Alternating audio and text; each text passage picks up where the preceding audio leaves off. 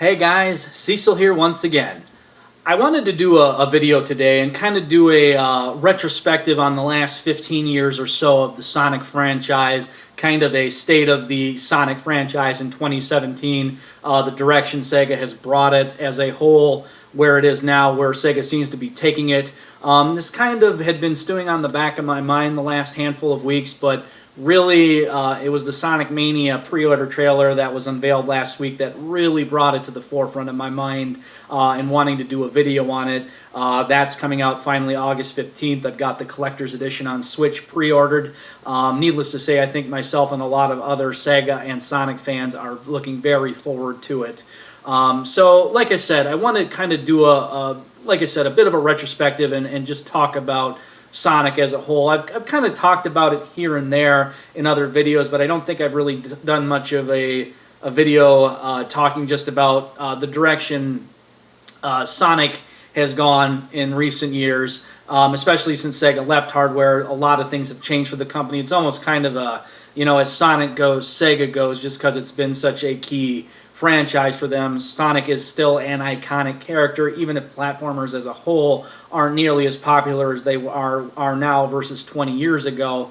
But needless to say, Sonic has definitely had a roller coaster of a time since Sega left hardware, and that kind of takes us to the first part I want to talk about, and that's kind of where this all started, kind of coming off the Saturn era, entering the Dreamcast era. Sonic never had a traditional adventure action platformer on the Saturn. I did a whole series of videos on that called Sonic's 32-Bits Days a handful of years ago. I'm not going to go into too much depth on that in this video. If you want to go dig in my backlog of my channel, you can definitely find them. They're easy enough to find back there. You had Sonic Jam, Sonic R, Sonic 3D Blast. While entries in the franchise, they weren't an actual dedicated Sonic platformer. Sonic Extreme was supposed to be that, but needless to say, it had a couple of years of very tumultuous development, and it was eventually canceled just because it wasn't up to the expectations of Sega and the people at Sega of Japan who were calling the shots at the time. So they just canceled it outright. So coming off that with no true Sonic game during the Saturn era and the failure that system was as a whole, Sega really needed to come out swinging with the launch of the Dreamcast because everybody wanted a true 3D Sonic game because it had been about 4 or 5 years at this point where there hadn't been a true Sonic game. And this was the Dreamcast 128-bit console, and Sonic Team was tasked with making it. And I think for the most part, Sonic Adventure met those expectations relatively well. Maybe in this day and age, looking back 18 years, it hasn't aged as well as, say, something like Super Mario 64 has. But kind of as an open world game that had many characters you could play as, each having their own part in the story. The Sonic and Tails having the traditional kinds of levels to play through that you would expect in a 3D Sonic game. The story was really well liked. Just overall was I guess you could call it a good first step by Sega, and Sonic fans at the time really, really did like it. Sonic Adventure 2 came out a couple of years later.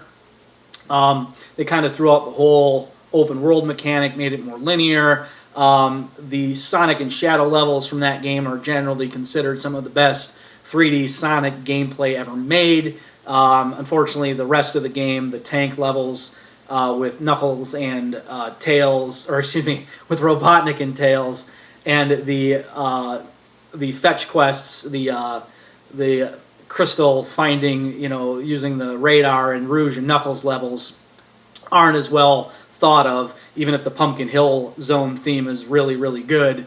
Generally, only 1/3 of that game is good, but generally, I think even coming off that and Sonic Adventure 2, going into the greater part of the 6th generation, and Sega foraying into 3D, I think expectations were high that the next true entry in the franchise was going to be a really good game.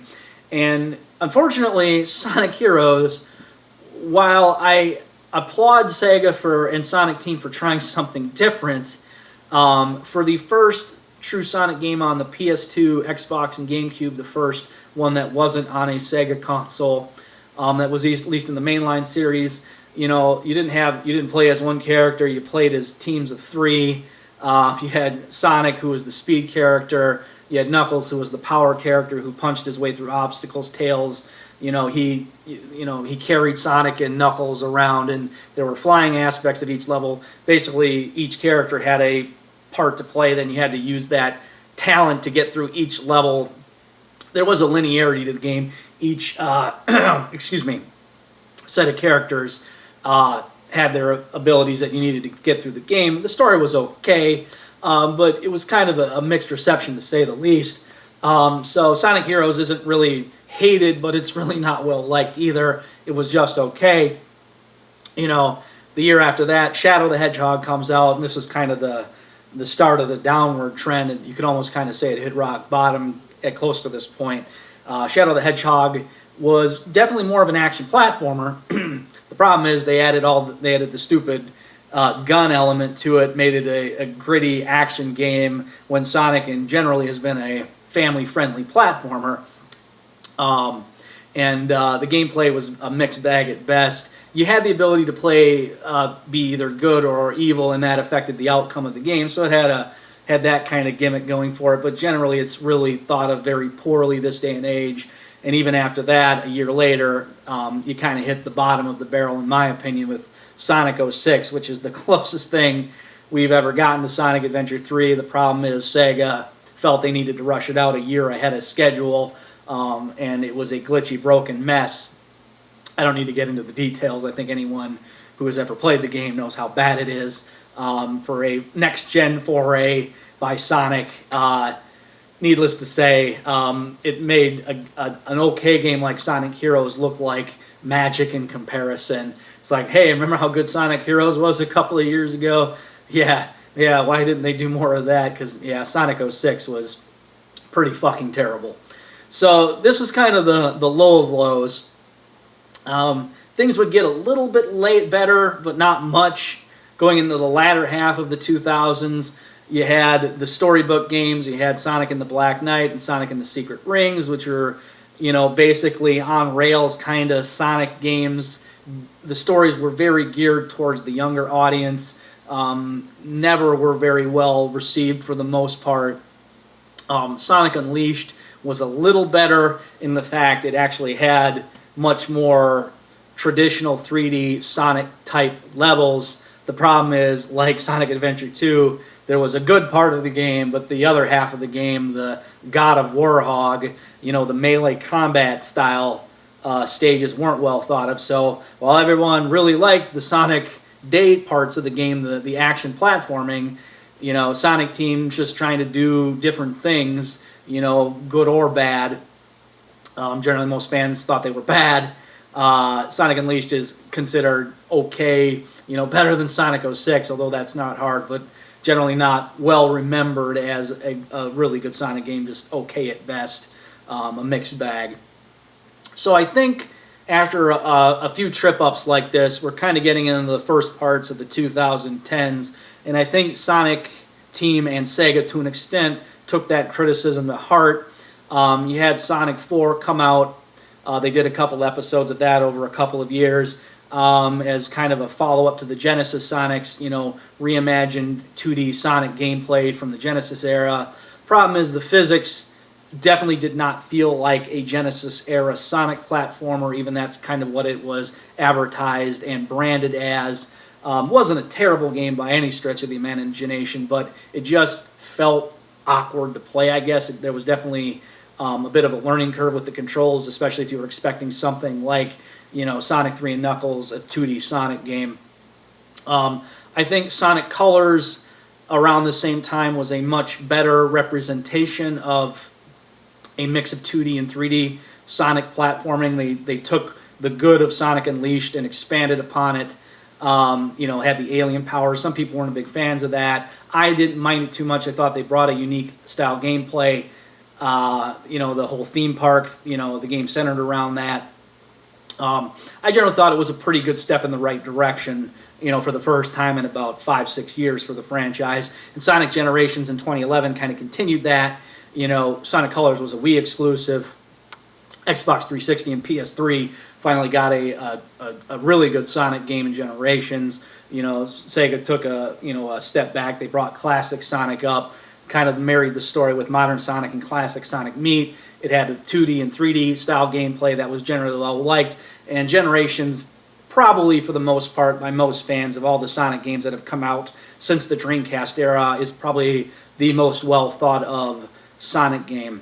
So coming off Generations, we're coming into the start of the Wii U, 2013, and Sonic Lost World is the next Sonic game that comes out. Sega had signed a exclusivity deal for 3 Sonic games with Nintendo, and that came with Sonic Lost World, the Mario and Sonic 2014 Olympics, and Sonic Boom.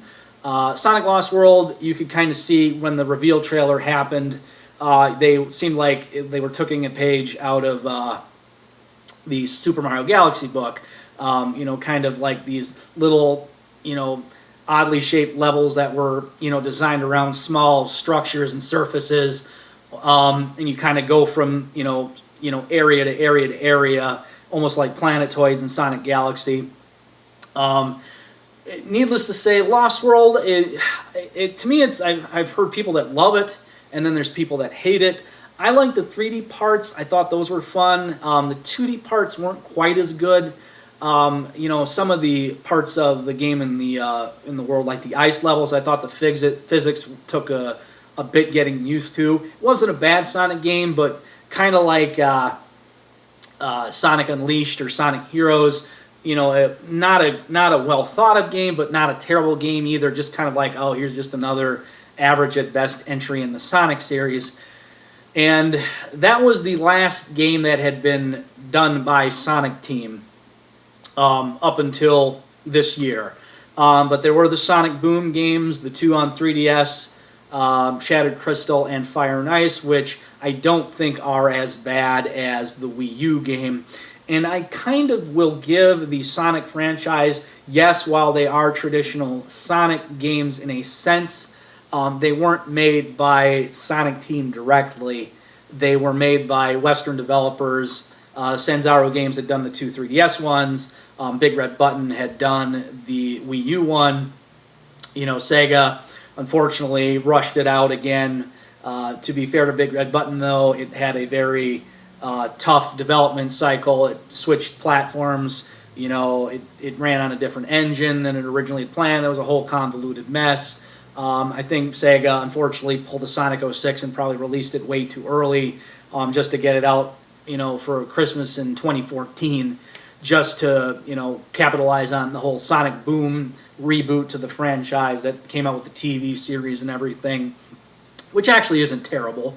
I can definitely compare to something like Sonic X. I think the handful of episodes I've watched of Sonic Boom are a lot better than that.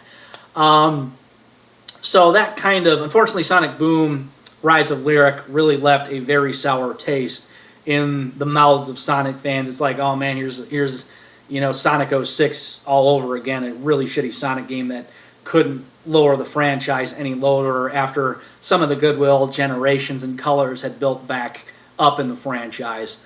I guess I should talk a little bit. I've been mainly focusing on talking about console Sonic. I haven't really talked too much about the portable side of the coin, which I think Sonic, for the most part, fared a lot better. The Sonic Adventure game, the Sonic Advance games on Game Boy Advance and the Sonic Rush games on the DS are generally considered all pretty solid action platformers. All 5 of the games that came out in the 2000s. Some of the 3DS Sonics, the Sonic Boom, Fire and Ice, Shattered Crystal weren't bad, not great, just kind of They're there. If you're a fan of Sonic Boom, you'll probably get something out of it, but I think is a true, expecting like a Japanese developed Sonic Team Sonic, you're probably not missing much. Sonic Lost World and Generations were their own kind of side spin-offs of those games. Not bad for what they are.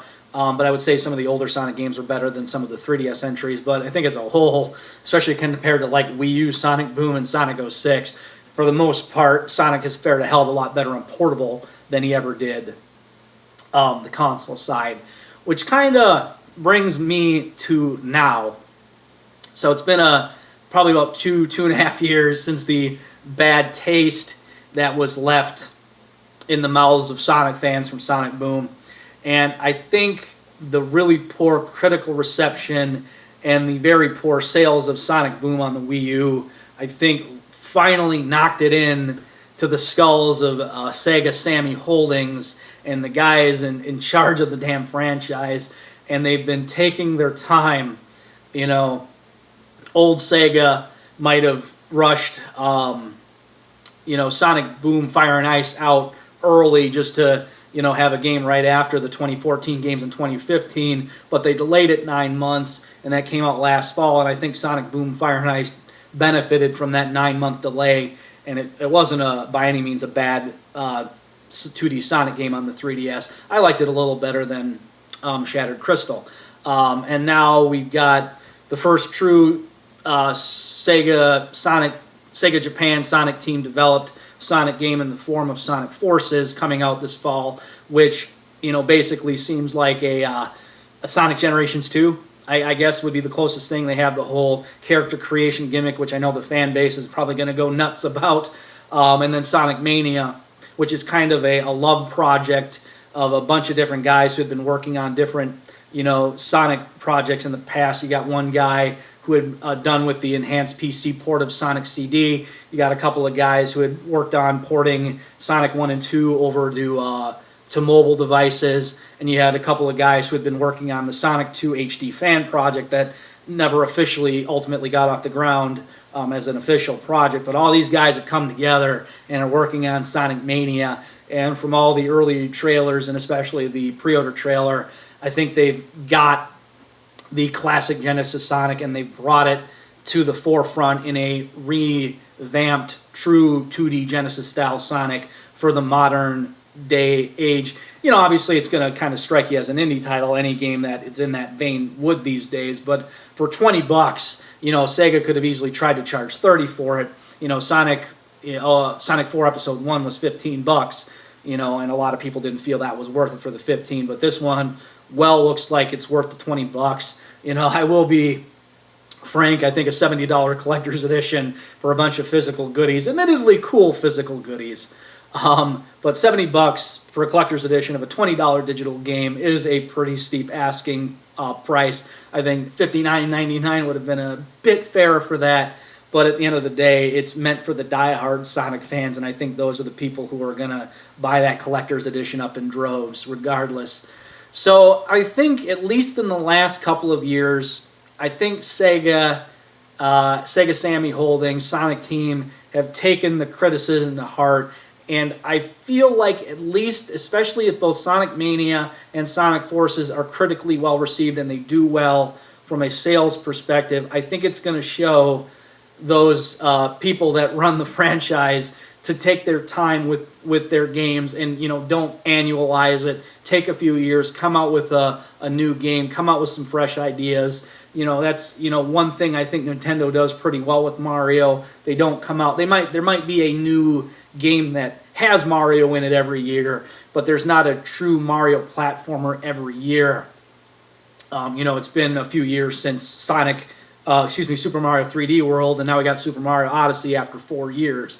It's kind of Sonic Forces and Sonic Mania have kind of taken a similar path. It's been a few years since the last Japan-developed Sonic game. So I'm hoping, if Sega takes any page out of Nintendo's book, it is that.